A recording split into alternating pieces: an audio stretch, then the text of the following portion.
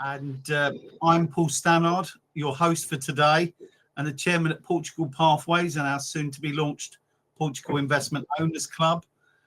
Today's webinar is about talking about Portugal's economic activity and its investment future. There's been some really exciting developments in 2024, and Portugal has definitely been punching above its weight in the international community, both in economic terms and lifestyle terms.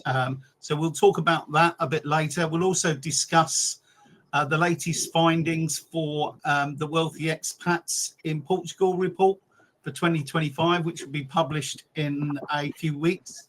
We'll touch on a come out from that. And finally, we'll also talk about what's been happening in the real estate market and where and what the property hotspots are going into 2025 in Portugal. Just a little bit of housekeeping. The webinar is being recorded. So if anybody can't stay on for the whole hour, then they'll be able to watch it back, and we'll be sending out a link via email to everyone that registered and all of our community. There'll also be a chance towards the end of the webinar for a Q&A in our chat section. You'll also see that there's a poll been put up. So if any of you can quickly answer that while we start. So let's start by introducing our expert panelists today, starting with Phil Button, Managing Director at Brooks Property Group, who has decades of experience in international real estate.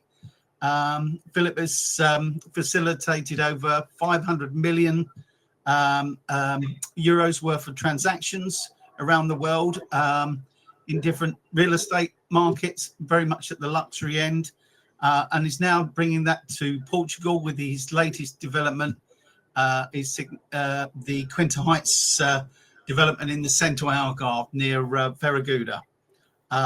We also have Chris Marston, CEO of RTI Family Office, also MD at Beacon Global Wealth, has 30 years of experience in wealth management and working with high net worth families, and can provide a wealth of experience across wealth management, real estate, cross-border tax planning, and much more besides.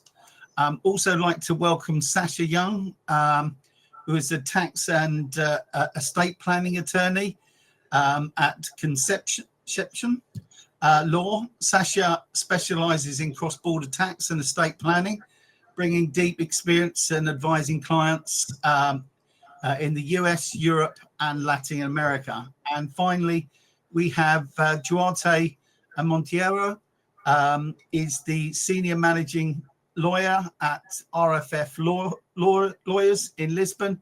Duarte brings extensive experience in tax and law and legal strategies to today's webinar. And RFF Lawyers are one of the largest and oldest established law firms in Portugal. So before we go into the main discussion points, I have a few slides I'd just like to share with the audience around Portugal's economic performance and just talk about the highlights. So then, you know, we can discuss some of this with the panel. So it compares some of how Portugal's been performing against some of the other international marketplaces. So my colleague's just going to share some slides. The first slide is a recent report that was out a week or two ago. They do a report twice a year from Property Market Index on different international markets, and they compare Portugal twice a year, and they had their latest report, which came out just a week ago, which if we can move to the next slide. It looks at the major things that are driving the ratings indices that they put together. So regeneration investment is a big one. The growth trends, how culture, education, and heritage play a part. where the investment potential is, land availability, infrastructure connectivity and amenities.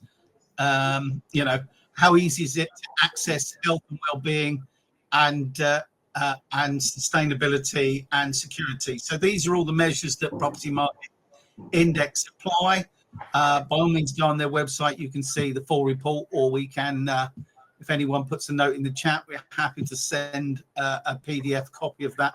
But on the right-hand side, you can see some of the areas that they highlighted. They're not the only areas, but these are the areas that have seen significant growth over the last 12 months in terms of capital growth in the marketplace. And the big driver of that is the fact that there's a high degree of demand at the high end, top end of the market, and there's a lack of supply.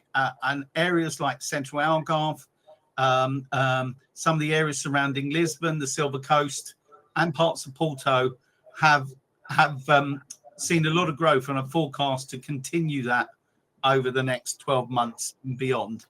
The next slide that I'd just like to share with you is how its property market is continuing to outperform other major international markets. So North America, Europe and UK, have seen a decline in property prices and property values over the last 12 months. A net decline of about just over 2% in those markets. And Portugal's growth has continued, but the luxury market has outpaced even that. And in certain markets, we've seen more than double-digit growth in Portugal, and that is off of a back of a strong 2023. Moving to the next slide. The property market analysis, that they've done is indicating that there's still going to be strong growth next year, maybe not as strong as last year or this year. So they're still forecasting 5.8% growth. And as we say, some areas have outperformed that, as we said earlier. And the next one, the next slide. These are from various different sources, but they're from they're from basically the EU, and they're from Ernst & Young, they're from the British Chamber of Commerce. These are significant figures where if you'd have said 10 years ago, Portugal would have greater investor confidence than the European Eurozones. 85% of entrepreneurs plan to establish or expand operations in Portugal, compared with 72% in the Eurozone. I think the UK is 67%. And we've also seen a lot of changes of governments around the world. So, there's been a lot of stability in Portugal in the main. So GDP is growing faster than Europe and other developed nations. And the attractiveness of Portugal, 77% of all entrepreneurs expect Portugal's attractiveness to continue to improve over the next few years. And again, it only a few months ago, it got another Fitch A rating, and said that it expected it to continue to grow. And on the back of a low cost of living, its inflation figures are also decreasing faster than the Eurozone and the UK, and many other developed nations. So it's in a good place at the moment. So we'll come on to that in a minute. And the next slide, we get a lot of questions in about the old NHR tax regime, which is coming to an end to new applicants in a few weeks' time. And we'll be talking a bit later of what we're calling NHR 2.0. That's its working name, because the other name is a bit too long and hard for everybody to pronounce. But we're still waiting for that to come into law. And I'm sure Duarte and some of the others can talk about. But this particular chart gives the intention of what government wants to do. But as I say, this hasn't come into law just yet. And then finally, last slide before we get into the conversations is golden visa residency by investment. As a lot of you already know, we have a golden visa fund index of all the golden visa funds that alternate investment funds that are approved for golden visa. We also have our own plans to launch a Portugal Future Fund next year under our Portugal Investment Owners Club, but more on that later. So they're the big things, the big drivers, and the golden visa has been, very successful, as has NHR, we think, Portugal is in a very strong place in terms of its position, probably stronger than it's been for, almost a century. It's in such a great place. So what I'd like to now do is move away from the slides and talk to the panel about their thoughts on what came out of the recent Portuguese budget only at the end of November, and this potential legislation and where that will go, and obviously the dynamics of the government in Portugal in terms of their slim hold on the majority. It's been stable in Portugal compared with some other markets, but that there are they have some challenges getting the left and the right to agree things, but I'm sure we'll come on to that. So Duarte, how do you see this shaping up in terms of Portugal's economy, inward investment, and particularly investors and expats that may be on our webinar today? Good afternoon to everyone. Thank you so much, Paul, for the invitation and for being able to it's a pleasure to participate in the webinar. Perhaps speaking a little bit in the last two slides that you've shown, try to have a general idea of what we can expect. It's true that everyone was expecting the Portuguese state budget for 2025. Unfortunately, not a lot of surprises in there. So everyone was expecting the regulation of this new regime, but nothing was in there. Not a single word regarding this new regime. So what we have right now is a regime already approved, already enforced, but waiting for a regulation for more than 1 year. So it's not easy to work with this. It's not easy to work with the expectations of someone coming to Portugal and asking us, can I apply to this regime? And the answer is yes, it's already enforced. Yes, but we still need to wait for the regulation. Not anyone needs to understand the difference between being legislated and waiting for regulation. So sometimes it's hard for us as lawyers trying to have a product to place and to explain to potential investors and expats what to expect to this regime. A little bit more concrete, and actually, I don't. It's a personal opinion. I don't particularly like the name NHR 2.0. Is, in my opinion, a little bit misleading. It's not a new regime coming from the old one. It's not. The effects are quite similar, in fact, with advantages actually regarding this new regime, especially regarding capital gains, which are now exempt and were not under the NHR, but with a very, very important and big difference, which is of access to the regime. The NHR, the one that is about to end in precisely 21 days, was basically becoming a Portuguese tax resident and not having been a Portuguese resident for the past 5 years. This new regime also has these two conditions, but is also attached to either the exercise of a specific job occupation or the incorporation of a startup, or incorporating a company and applying to investments under the tax code of investment. So, and all of this, or 99% of this, is still waiting for regulation. So what can we say right now regarding this regime? If someone incorporates a startup and receives a Portuguese sourced income out of this startup, so namely a salary, they can have access to the regime. Yes, we can say this with what we have right now. Do I have a very high skilled profession and I'm going to be hired by a Portuguese company? Can I have access to this regime? We don't know. It's possible, but we don't know. We are still waiting for regulation. This regulation has been announced several times now. This new government is in force for 7 months, 8 months or so. They have announced basically in the first year in charge that they were about to finish the regulation. The truth is that we are about to reach the end of the year and are still waiting for this regulation.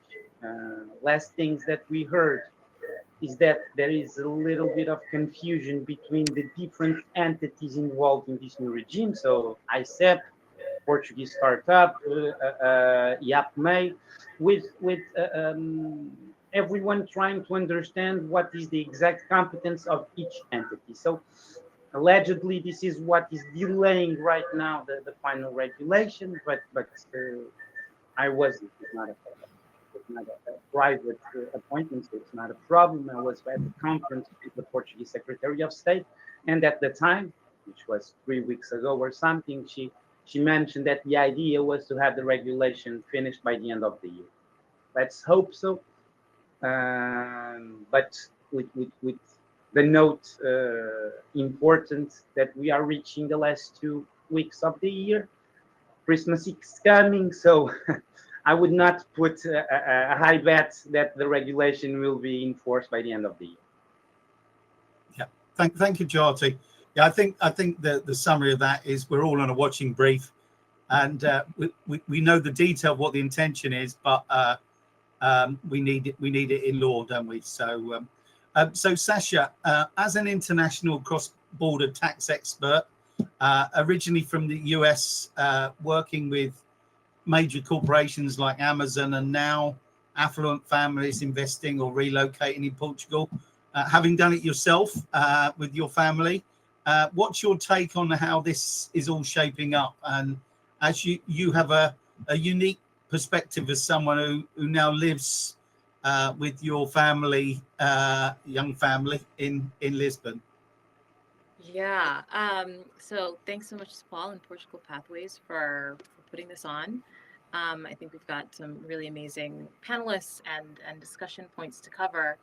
I think Portugal has a fantastic value proposition for Americans that are looking to leave the U.S., particularly in reaction to the recent elections. And all of the information that was in the slides kind of reflects that Portugal is a fantastic option for those folks to consider. When it comes to family life, I'm here with my family. I have a 2.5-year-old, and so I think part of the value proposition for families is the access to reasonable cost of living, cost of schools, fantastic international schools, even down to things like Portugal is one of the countries with the lowest amount of highly processed foods available to consumers. So, all of these things that make Portugal really an attractive option for Americans that are looking to move overseas. I think it's all the kind of proof is in the pudding. We see that pipeline really building more and more each year. It shows no signs of slowing down, even with some of the uncertainty around NHR and access to special tax regimes. So I think that just means that Americans that are looking to leave the States need to think and engage early with tax planning and pre-expatriation planning, because that's getting trickier now with some of the questions around NHR and how to bridge the gap between U.S. tax expectations, which for Europe and kind of on a global scale, the U.S. is like a tax haven with much lower rates than Portugal, than a lot of the West. And so that means we're going to have to think about tax planning, structuring income and revenue to companies in order to make the tax bridge between the two countries more in line. But aside from that, it's, Americans are coming, Americans are here, and Americans are coming, and it doesn't seem like that's going to stop. So. Yeah, thank you, Sasha, and that certainly is the case. I mean, our inbox since the election on both sides of the politics doesn't seem to make any difference. We're getting more and more and more Americans, and they, the sense that we get is they accept that the long arm of the US Treasury will always be there, but they're coming anyway for many other reasons that you highlighted. And as long as they can find ways to invest in their new home without getting penalised, then their intention is to, have some, investments and assets in the new country. That's what we're seeing.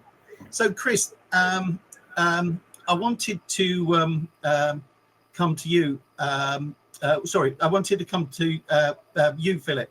I would like to talk to you as a chartered accountant by trade, and obviously some that's worked internationally as an entrepreneur in the real estate space, both in America, the West Indies, UK, and now Portugal. Where do you see some of the opportunities in Portugal as we head into 2025 and beyond? Well, I think it's an interesting question, Paul, certainly. And I think for us, we have been involved in many different opportunities mainly in the southern states, as you know, in Florida, Georgia, South Carolina, North Carolina, and then into the Caribbean. But in the last kind of 4 or 5 years, we've really focused on Portugal. We see lots of reasons, and many of them you touched on before. It's quite close to the UK, easy to get to. The climate's good, but we see the economy moving in the right direction. We see opportunities for the right type of product. I'm a financial guy by background myself. I'm a chartered accountant, but on those various companies I own and run in different parts of the world, we see the opportunities here to build really high quality products in a rising market that's politically stable, economically prosperous, a safe place to live. So all of those factors are important for us and our clients, and we see that situation continuing for some time. Thank you. Yeah, I mean, I think your development in the central Algarve is any of the people that got in early or getting in early. We've seen a rising tide there since the summer, so and I think that's going to continue. So, Chris, what's your thoughts on it? In terms of what you're seeing, with a lot of the international families that you work with. Well, I think what we've seen across the whole of Europe is changes in government, changes to legislation, changes to taxation, and a lot of people are looking for stability.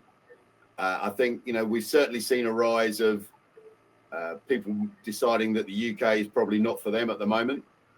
I think the US, as Sasha said, there are people looking at the election that's happened there and have concerns about their assets in the US and what will happen there.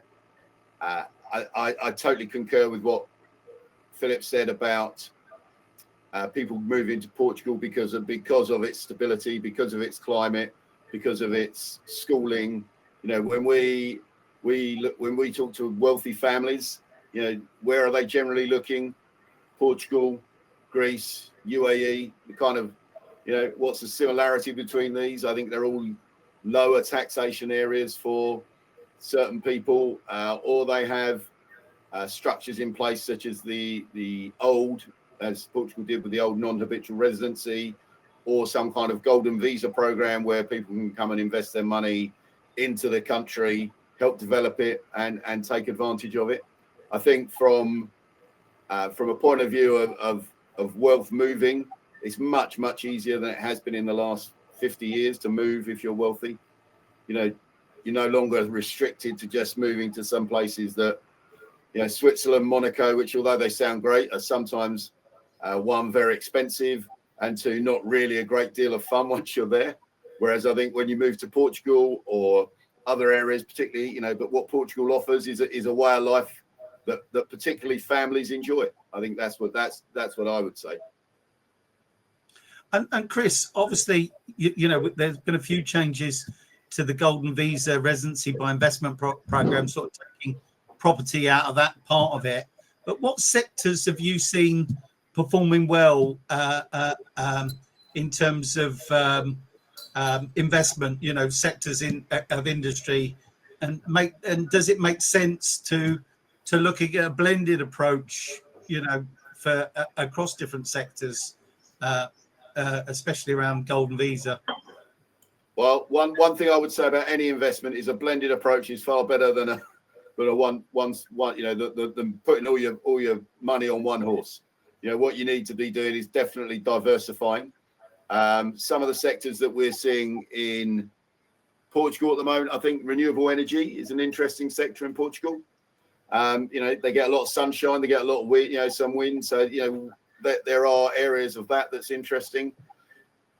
One of the areas I think is really taking off that we're monitoring is media and events and hospitality, and tourism, those type of areas. I think there are, areas that are missed sometimes. People don't necessarily look at those areas as investment, or they try and find the next unicorn rather than actually just spreading their money across varying good companies that will produce some good returns.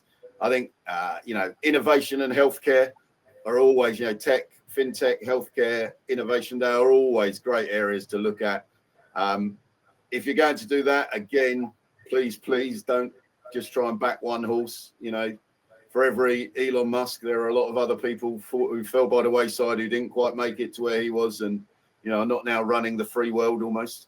So from our points of view, always get always be diversified, but look at those areas. Look at the healthcare sectors, look at the media and tourism areas, look at events and hospitality, because I think Portugal's wide open for those.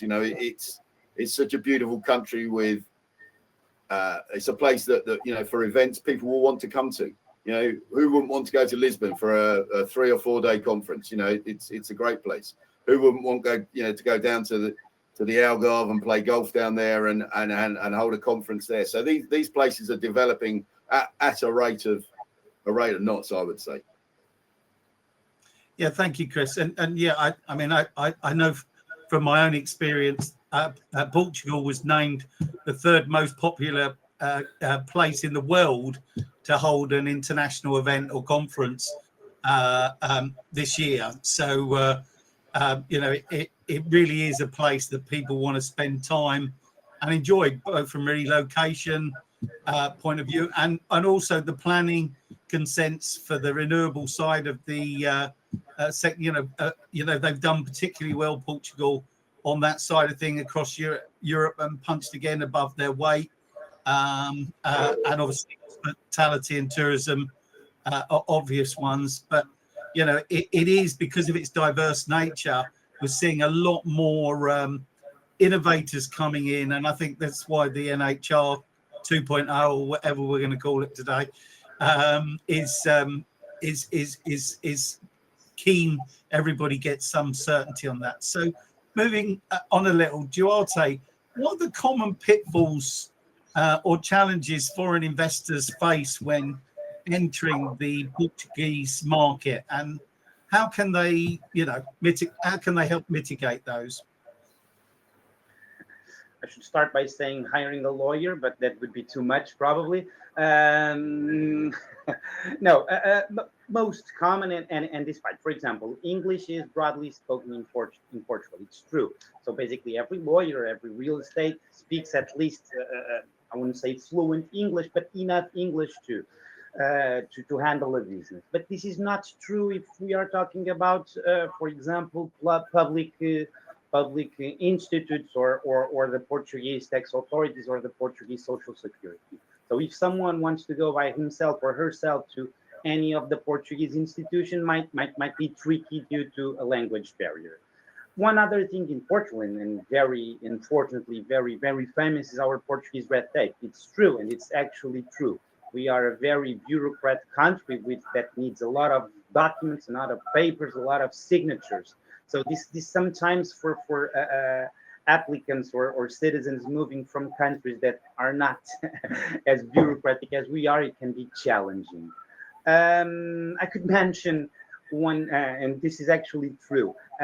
Expect forums. So those group chats in Facebook or Instagram where everything looks very easy to move to a country. It's not all the time like that. Okay, so we need to be careful with this. We need to properly prepare. For example, preparing a move to Portugal. It's not something, and assuming that we are discussing someone from outside of the European Union. This is not something that you can do from one day to the other. Nowadays, Portugal being so popular, getting a visa or a residency authorization can take months, several months. And you need to request numerous documents that sometimes expire in 3 months or 6 months. And our job or our services is to guarantee that someone can get the documents and the submission of the application before the documents expire. One common pitfall, as mentioned, it's true that compared to a lot of other countries, the cost of living in Portugal is relatively low. But sometimes someone coming to Portugal with this expectation and then goes to a restaurant, it's not that cost wisely in some scenarios. But besides, it's my last suggestion. Always hire someone to help you in the move to Portugal. If it is to purchase a house, hire a real estate broker to help you looking into a house. If it is something regarding your accounting, hire an accountant. If it's something regarding legislation, hire a lawyer. This is the way to be prepared to everything. One other common pitfall is someone coming from the US or the UK.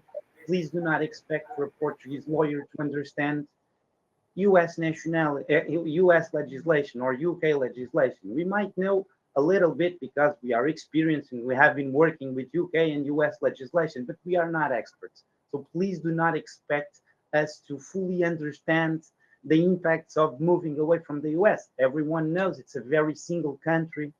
Sorry for the little provocation, but perhaps in the near future, as Trump announced, is going to be tax residency based, not nationality based, but we will see in the future.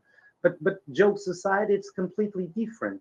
Both the US and the UK, for just talking for these two specific cases. We might know someone, we might actually be 100% sure of what we are saying, but we are not experts of this legislation. So please always have someone from the exit side and someone on the Portuguese side. Yeah, I think that's a good last point there. We see it, our inbox all the time, working with different partners like yourselves, navigating this. And, people can do a lot of this themselves, but what they don't know is what they don't know. And they, sometimes they can go to people who have a little bit of knowledge that can be dangerous. Sasha, I know you've experienced some things where people have, you've had to help them pull the rope back up because they've gone, a little bit down one path by people who have a little bit of knowledge, not necessarily the whole knowledge. So anything else you wanted to add to what Duarte was saying there? Yeah, I mean, I'm like church clapping in the background. I wholeheartedly agree with all of it, and especially the last point. I feel for folks who are looking at this huge life change and trying to, be prudent and trying to get in front of issues. There are so many changes that it's overwhelming. And so people feel like, I talked to a lawyer, and it's really a tough conversation after the fact to try to walk back things that happened because you talked to, a Portuguese immigration lawyer who doesn't have visibility into the U.S. tax implications of decisions made, and they shouldn't have visibility into those things. But you know, for the client, it's tricky to know who you're supposed to talk to for all of the different things. And so for that, I think, you know, it's really helpful to reach out to accountants and lawyers and realtors, but you can kind of streamline that with companies and organizations like Portugal Pathways, which, you know, kind of has sort of more clarity on all of the different kinds of experts that you need to talk to in order to make this kind of huge change. And so I think in terms of pitfalls that I see, that's a huge one. It's not bringing in US side support early in the pre-expatriation process. And, you know, often that results in visas that are tied to certain structures or, you know, for example, a D2 visa that's requires a Portuguese company, and then, you know, not taking into account the US tax treatment of that. And then because the visa is, your residency is tied to that structure, we have very few options to walk that back after the fact. Even if there are more tax advantageous structures that are available, even if other visas would have worked fine, you know, we find ourselves in the position of needing to talk to clients about you have to leave to get a new visa in order to change that visa structure. So that's a big pitfall. I think the other big one is not talking to US side investment support when making investment decisions. Foreign investments are really tricky under the US tax code.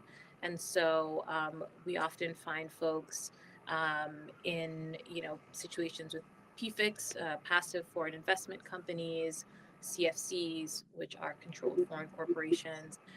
All of those classifications have huge repercussions, very punitive tax treatment potentially under the US tax code. And so those are not local Portuguese issues. It's, you know, not going to necessarily be in the purview of local fund advisors, fund managers, bankers, local experts to advise American investors on those issues. So it's important to bring in US support before making investment decisions when those investments are offshore or international. No, thank you, Sasha. I mean, on that point, you know, the complexities of the US Treasury are one thing, but everybody has. I mean, the Brits have, you know, some of the things that come out of the last budget a few weeks ago, you know, got some significant changes, which we'll talk about a little bit later, about inheritance tax and pensions. And then you've got Brazilians that have got other challenges, then you've got South Africans, and then you've got, you know, everybody is unique. And obviously the one thing, you know, once you're in Portugal, you need to think like you're Portuguese. You need to have that approach that and get partners on that understand, as you say, both sides of your, you know, international, you know, situation that you're in, and have them on calls together so you don't end up in silos, which is another thing that we see quite a lot. I mean, we've got currently, just in our pipeline, we've got about 50,000 people a month now coming on our website. That's up from, you know, a year ago where that was 10,000 a month, you know. So the demand is there. You know, we're launching this Portugal Investment Owners Club next year, which, you know, hopefully will help some of those clients look to diversify things a little bit more, whether that's through us or through people they meet through the P Club that we're launching. But there, you know, there is a lot going on, and it doesn't have to be difficult if you get the right partners on board that know how to walk this path. So Duarte, I know RFF have been following the progress of the NHR, and we've talked quite a lot about that, and you talked quite a lot about that earlier. Could you just touch, I know we've talked about this quite a lot, but could you just touch on what the challenges they have from both the left and the right in terms of the political for some of our audience that might not know that dynamic. And I'd like if you keep that to sort of a minute, if possible, because I know that we could have a whole debate about that for an hour. So. Sure. I've been debating this for a year now. And this is not a political position, don't get me wrong. So let's start with that. Why is it hard? This is this new NHR, let's call it like this to make things easier, is a program that was approved by a government that is no longer in charge. This government fell for other reasons. So we have a new government that is going to regulate a program that was approved by a different government. The first government were socialists, so more left side. This new government is more right side. So immediately at the beginning, this is not easy. One government trying to regulate a legislation that was approved by a different government, very different from each other. First hardness in solving this. Secondly, currently, this new government, they don't have the majority in the parliament. So in order, they cannot approve by themselves anything alone. So they will need either the approval of the socialist past governments or the more radical right party that we have nowadays in our parliament. So again, if they approve something with the former government, they will not, because they are not going to support this. If they approve something with the more right-winged party, they will be accused of being right-winged. So it's not being easy, this discussion, and that's probably the reason why nothing was in the Portuguese state budget, because the Portuguese state budget is subject to discussion in the Portuguese parliament. So it was not possible, I'm sure, to reach an agreement. That said, the regulation does not need to go to the Portuguese parliament, okay? It can be approved directly by the Portuguese government. But at the time, there was the idea that, and probably true, that the intention of the current government was to get back the old NHR, current NHR back to life. That was not possible for sure due to political reasons, because it was not possible to have either the socialists approving or the more right-winged party to approve. This is politics nowadays in Portugal. We need to understand that the rents have been raising a lot in these last few years. This is being connected to expats coming to Portugal, to foreigners with money coming to Portugal. So even if this is not true, and we could be a week discussing this and the reasons behind this, but the perception is that this is true. So ultimately, governments need to win elections. So they need to work also with the perceptions of the public and of the voters. So it's not easy. Again, we'll see what it comes from the regulation. I am very, I'm being very positive with this right now. Portugal needs this type of programs. Ultimately, we need to be very upfront with this. Portugal needs this type of programs to attract foreigners to come to Portugal. We benefited a lot from the Golden Visa and from the NHR, so we need this type of programs. And on top of this, we have other things that we will probably discuss later on in our discussion that other countries are now having, namely the UK with the Yatam budget that was very good for Portugal, not so good for the UK, but very good for Portugal. With the US elections now more focused on the Golden Visa, we're having a lot of inquiries from US citizens looking for a plan B in order to have a residency and ultimately a citizenship, a second passport. So a lot of things that we can expect and to discuss into the future. Thank you. I think you Sorry, might take a bit more than a minute. Sorry, but we'll let you pass on that. So, Gerard, so just moving on to the politics, it's a tricky one, and trying to get past all of that. So Philip, obviously you worked in international markets in luxury real estate. What do you think investors and buyers are looking for in Portugal, and what are your recommendations? You know, I know you have some sort of pillars that you give people in terms of the things that they need to look out for. But I think the audience and the panel might enjoy, that approach.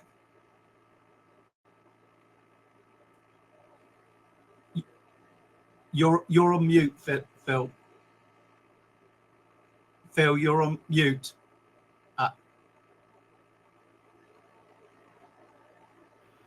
Can you hear me now? Yeah, we can hear you now. Can you hear Yeah. me now? Yeah. Yeah. I think your question is, I didn't hear it very well, but I think you asked me what the people are looking for when they're coming into Portugal, and I think it's a lot of different things. I'm a chartered accountant and financial guy by background, so they're looking for investment and investment returns. Usually, it's coupled with lifestyle. Same as the reason why Sasha's here with her young family. You know, she's made a change for many reasons, but our clients like the sunshine, the blue skies. You know, I'm sitting here with a t-shirt on in the middle of December. Well, it's probably snowing in the UK. So we like this part of the world for many different reasons. We just happen to be here at a point in time when the economy is going well, outperforming lots of other places in Europe, and the type of product that we're involved with, our development akin to Heights, is contemporary resort style property on, one of the best new resorts in the Algarve, possibly the best new resort. And so those prices where people come in as investors are seeing investment returns because they're early in the cycle, and they're coming in at a better price, and they're ultimately buying for a combination of, investment returns. They want to spend some time here, possibly transitioning into becoming resident in Portugal. And then they like all those other markers that are part of life here, the restaurants, the people, the golf clubs, etc., the vineyards. So, yeah, we our clients are probably like you and me, Paul. We're here for many different reasons, and I'm sure that will be for many years to come. Thank you, Phil. I'm going to move things along because I can see there's quite a lot coming in the chat, and I'm going to move the debate on, and because we covered sort of the tax quite a lot now. Chris, I know in terms of US connected citizens, it's important to be to have people that are regulated, because I know a lot of people go back on their old advisors from where they come from, but they need to be regulated in Portugal, don't they? I think it's very important that any advisor you deal with regulated both to do business in Portugal, and also if you're US connected to deal with your US assets. If you are UK connected to deal with your UK assets. If you're Irish, deal with your Irish assets. And wherever you come from, you want somebody that knows the process, understands your situation and your goals and desires. And I think from a point of view of US, that's particularly important. As Sasha mentioned, there are more acronyms around investing, a US person investing, than almost anywhere else in the world, because you can pretty much fall foul of something somewhere. So you need to make sure that the people you work with are SEC qualified, understand exactly what you're looking for, and that any fund or investment that you do is fully understood and regulated by the SEC, and doesn't fall foul of the passive foreign investment company, the PFIC legislation, because that would just ruin any investment return you get and could cost you a lot more money in the meantime. What I would say is on that is really be aware of who does it. There aren't many of us down in Portugal who have access and can have Series 65 advisors who can do this work. Equally, that you want people that, if you're moving from the UK or Ireland, understand how those areas work as well. So let's be frank. It's like everything in life. You have to keep asking the right questions so you find the right people. And that phrase you use, Paul, it's what you don't know that you don't know is the thing that you need to find out. And that's why we like to work with our clients and work in a way where we're open and transparent and show them what's out there for them. Yeah, thank you, Chris. And Phil, just coming back to you a second, I know you have this analogy, around the 4 Ws in terms of when people researching, what to look at, and and where. Do you want to just share that for a second or two, just for people that are looking at the investing in the real estate side of things in Portugal? You're on mute again, Phil. Sorry. Difficult to hear me with the microphone off. Yeah, I think over the years people ask for advice on things, and you're referring to kind of checklists and things that they should do, coupled with obviously doing the due diligence, doing the homework. That 4 Ws and how it's just a quick checklist on what they're buying, what type of property are they looking for. Is it a villa? Is it an apartment? Are they looking for lifestyle? Are they looking for investment? A bit of both. And then where the location, we see a lot of people in the Algarve with preconceived ideas of where they should be, typically in the Golden Triangle and the Quinta Lago area. But there's a lot of things in different parts of the Algarve that offer good opportunities. So that location specific, we question people, we challenge people to look at location, and then when they should buy. Timing's also important. We've got headwinds in different parts of the world. Sasha's talking about political change in the US. I think we're all wondering what Donald Trump might do. And then in the UK, we've got political change as well. We've already seen what the Labour Party have done. So I think a lot of those things give opportunities for people that want to come to Portugal. And so that when question is a timing thing.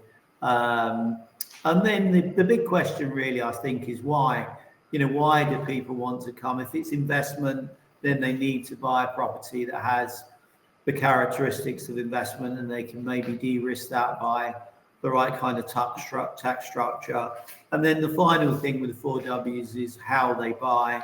And often when you're in a low cost environment where mortgage interest rates in Portugal and across Europe are linked to LIBOR, those rates are significantly lower than they are in the UK. And so people that can gear at a very low rate of interest and maybe put 30% on a property purchase can get a geared return. And it's kind of it's basically arbitrage in the situation. It's looking at a situation where you can borrow maybe 3.5% in maybe 12 months' time if you look at Euribor futures against an investment like our investments at Quinta Heights, where that return will be around 10%. So there's clear reason that you might decide to take somebody else's money to fund a bigger return. So those kind of checklists we run through on our projects here or any other project that we might get involved in, and it's just a simple way for people to look at that investment in from that perspective. Thank you, Phil. I mean, I think that's quite an if you can put a deposit down of a third and you're already seeing 10%, that's like 50% in reality if you realize it. So cash on cash there's definitely. Yeah.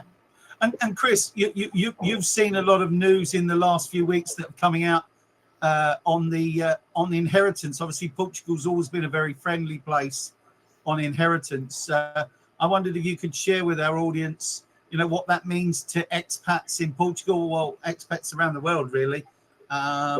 Be interesting, just to spend a minute on that. I mean, quickly, if you're a UK expat and you've been out the UK for 10 years, or you're planning on being out the UK for 10 years, then you have won out of this budget. You are the unique people. You've managed to make money out of a Labour government. So what we've changed is from a domicile to a residency system, which basically means if you're outside the UK for 10 years, any of your non-UK assets are not liable to UK IHT. So classic example we have in our client bank, someone who's on NHR in Portugal, they've got a villa in the Golden Triangle. Let's say it's worth £5 million. That's £2 million worth of IHT they've just saved just by being in Portugal.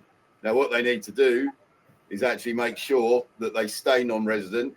They need to work with people to make sure that if things change, if this doesn't happen, it's all a proposal. It's a finance bill, not a finance act. But we are out there at the moment talking to our existing wealthy clients to make sure that they are in the right position to take advantage of this, and that, you know, anyone that wants to have a conversation or a chat with us around the changes that UK expats have faced and what they get, you know, they've now you know, they got tax on their UK assets, so that's their pensions, any houses, any ISAs, anything they have in the UK. So let's sit down and talk and just make sure that you have the information you need to make the right decision. But it's it's an opportunity that shouldn't be missed for them. Yeah, we've had so many into our inbox in the last week or so. We're actually planning a series of events in the UK in January, because obviously, whereas a lot of people were putting off the decision, now, you know, if something happens to them, the government could have the biggest take on their estate, not just on the capital gains side of it, but also their inheritance, and that's massive for people that have built a lifetime of value. But as you say, the real winners are the ones who are already in Portugal, because a lot of them may have already, it may be already in a good position to take full advantage. And so I think there is going to be a good shift there.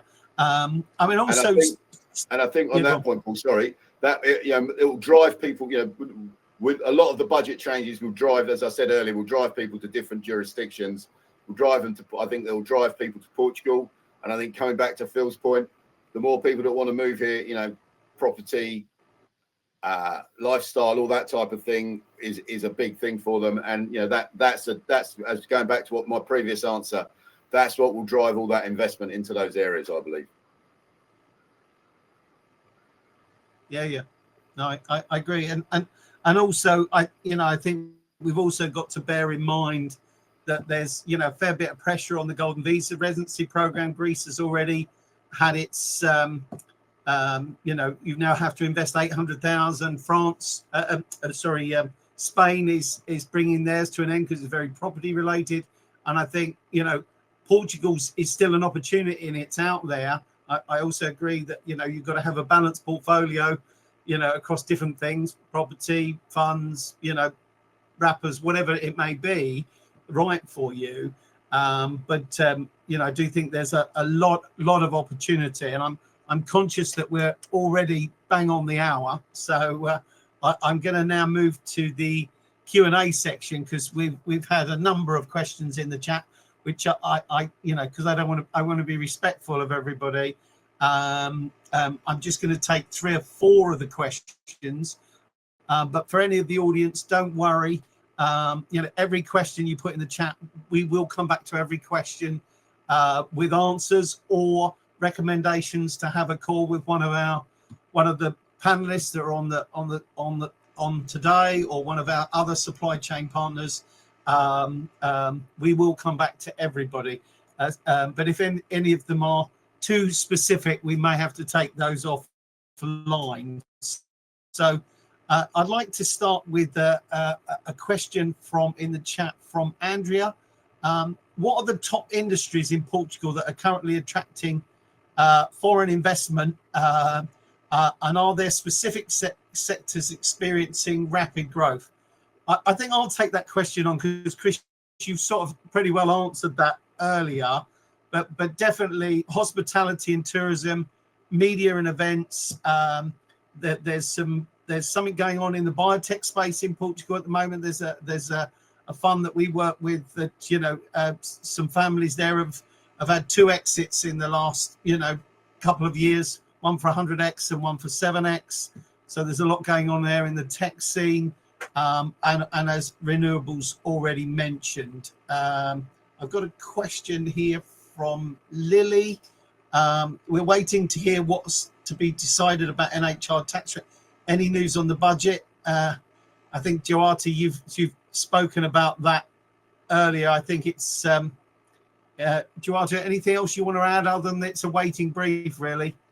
Unfortunately, no. It is what it is. Waiting time. We hope to hear something until the end of the year.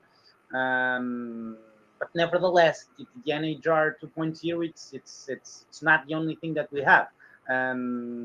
So of course, moving to Portugal has, of course, the tax implications that were better with the NHR, but we have, or we don't have, a lot of things that are also interesting. So we were discussing inheritance tax, we don't have, but also we don't have wealth tax. So a lot of things that we can discuss around even today, even without the new regime, with the current situation and the current taxation status.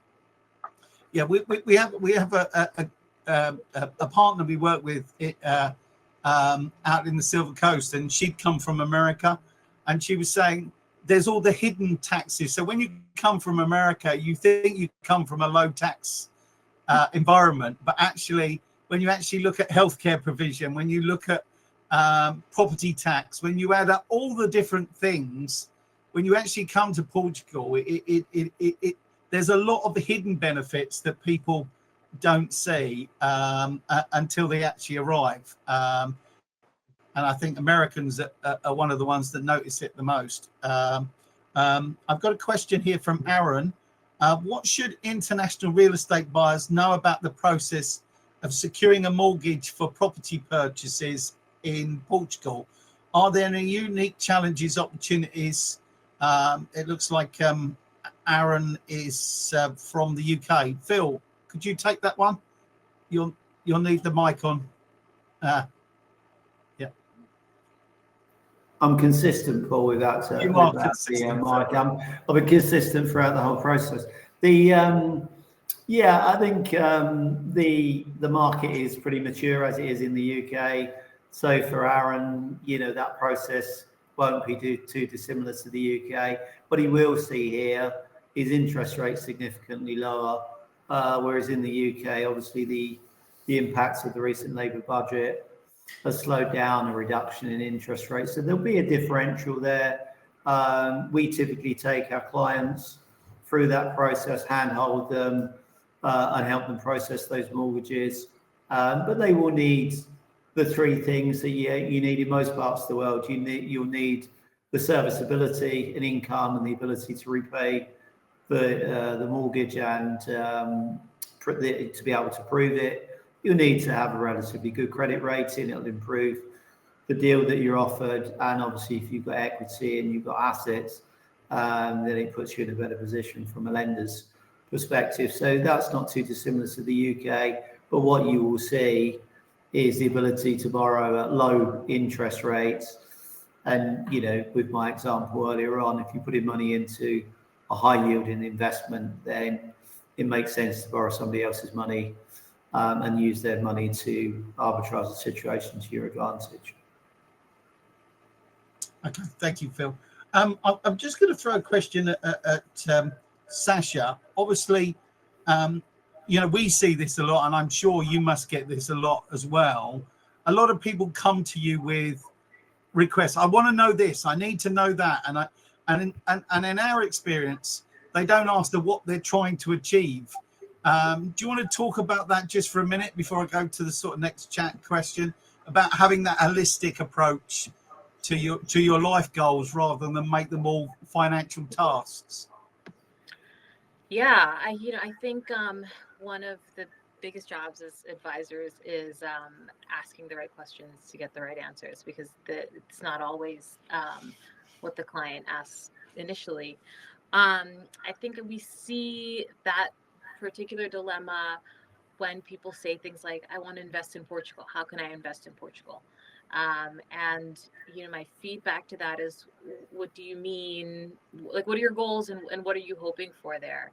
Do you want to take some money out of your US portfolio and move it to Portugal? Do you want to be in Portugal? What is the sort of motivation behind that kind of investment? And that's going to guide how we structure that. As we've all kind of mentioned over and over, for Americans investing overseas, it's really, really tricky. And so I almost say to Americans, like, cover your ears unless we say, for Americans specifically, don't go looking for like biotech companies in Portugal that I can invest in because I heard there's a great return. Like, you have to have US side tax advice for all foreign investments. It's just really easy to trip up on that. And so, we just encourage you to bring us in early, and let's have a conversation about your goals and motivations for any moves, so we can make sure that those are tax effective and achieve what you want them to achieve. I hope that answered the question. No, I think it did. I think it did. I'm conscious we're over time now, so I'm as I say, we will come back to everybody. We will also be updating our audience of our own plans for the Portugal Investment Owners Club, and we'll be sending out news on that early in 2025. But I'd like to sort of summarize now by get each of the panelists to give sort of one takeaway for our audience to think about as they go into their plans for 2025, whether that's lifestyle or investment. Can I start with you, Duarte? I would say that for 2025, estate planning, for sure. It's people will move. We are seeing and suffering numerous changes. So estate planning, more than a concrete taxation, more than a personal income tax. No, let's plan for the next 20, 30 years. I think that's the goal for 2025. And I think we are in a good position to start discussing that. I think that's a great answer. Question. I don't know. I tried to summarize. Yeah, no, I think that's a good takeaway. Sasha, I hope Duarte hasn't stolen your thunder there. Sorry. I am your congregation in the back, just, really excited to hear the gospel. I would absolutely echo that. I think it's really important for Americans to think about cross-border estate planning. This is a civil law country. The U.S. is a common law country. And even for UK folks, the way that these different systems engage and interact can be complex. There are obligations under Portuguese law that are not contemplated under U.S. law. And so I think a great, New Year's resolution and thing to put on the list for 2025 is to think about cross-border estate planning, and that includes powers of attorney, medical directives, local medical directives, not the U.S. side medical directives. Once you move to Portugal, it might include local wills, international wills, just kind of good housekeeping for, once you're here and your life is here and you've unpacked your boxes and have settled in. Estate planning and cross-border specific estate planning is really crucial for making sure that you don't end up with multiple probates in multiple countries, and a really expensive, not just from a tax perspective, but from a time and, emotional resource perspective, estate planning 2025.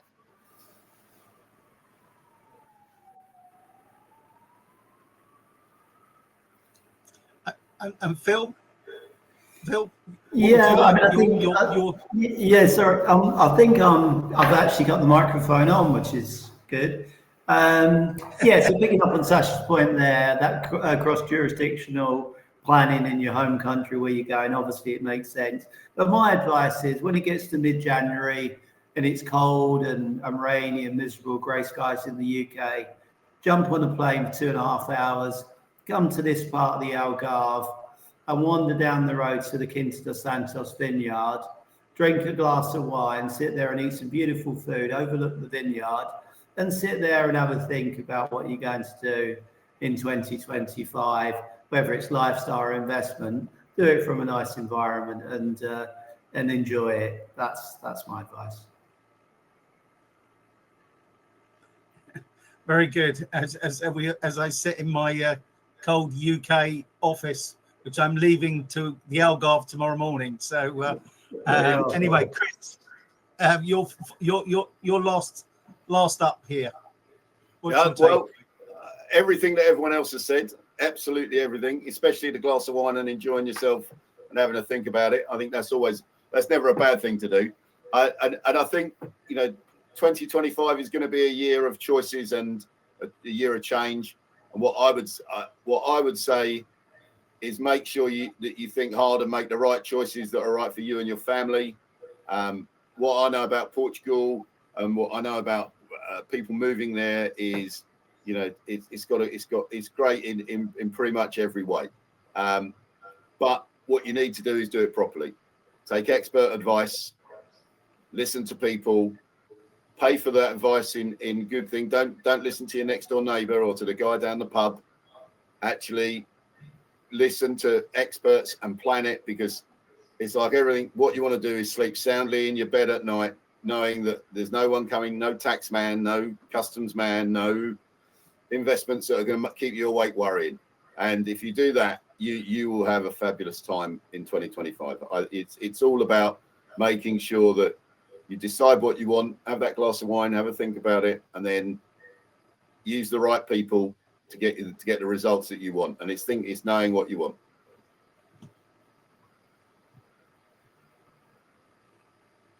Thank you, Chris. So that leaves me only to thank our panelists for their engagement and insight. And most of all, thank you to our audience. And I hope you all have a great Christmas. We've got our next webinar on the 21st of January, so some way away, but it's about that subject. So you've got Christmas to cogitate on why invest in Portugal's future. So thank you for your engagement. We'll be sending a watch back of this to everybody, and have a great rest of your day. Thank you.